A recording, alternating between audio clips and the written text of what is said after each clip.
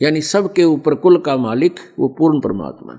तो हम जब उस परमेश्वर की शरण में चले जाएंगे तो एक कैसा दे सब सद है, उस परम अक्षर ब्रह्म के अंदर सबकी शक्ति है और उसी के आदेश से सब कार्य होते हैं।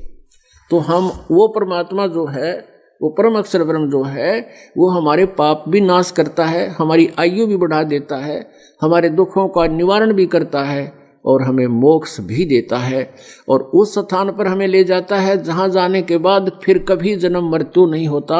वहाँ हमारी सृष्टि है, परिवार है, ऐसे ही जैसे यहाँ पर है।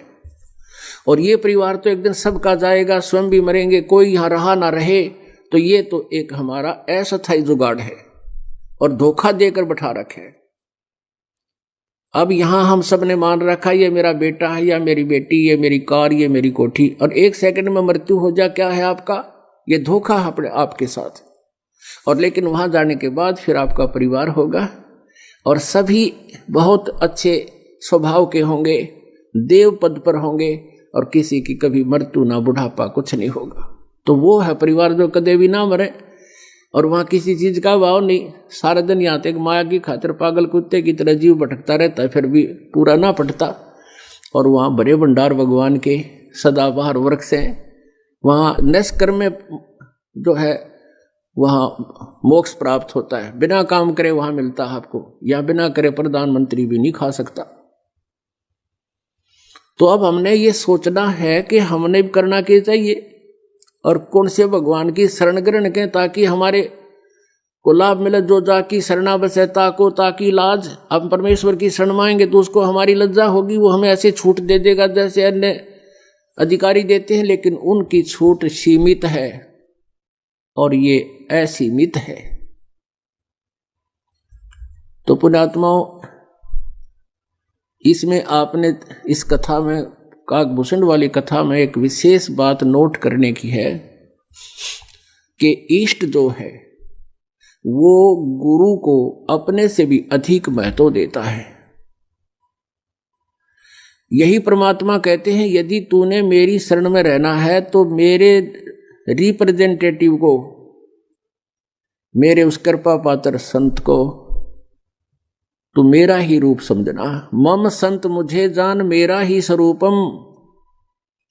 और दूसरे शब्दों में भगवान कहते हैं, गुरु मानुष कर जानते ते नर कई है अंध, ओए दुखी संसार में आग काल के फंदे। अपनात्मा परमात्मा क्या बताते हैं?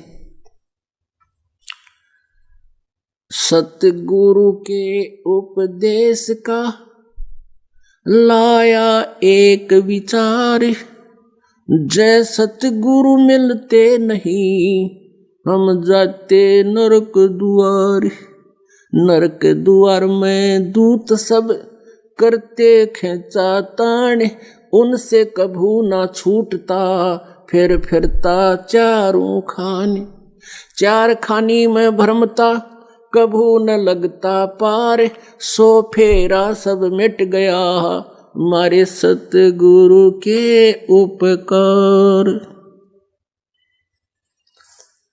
अब परमात्मा कहते हैं, जब तुझे परम संत मिल जाएगा, मेरा दास मिल जाएगा, फिर तुझे ऐसे बाईपास निकालेगा जैसे आप जी ने कल रात्रि के सत्संग में और महावीर जैन के जीव की, मारीची वाले जीव की केस अतिथि हुई और वो साधना भी करता था, गुरु भी बना रखा था और उसकी कैसे कैसे देवता भी बना, स्वर्ग में भी गया, महास्वर्ग में भी गया और 60 करोड़ बार गधा, 30 करोड़ बार कुत्ता और तेरा गजब हो गया और 80 लाख बार देवता।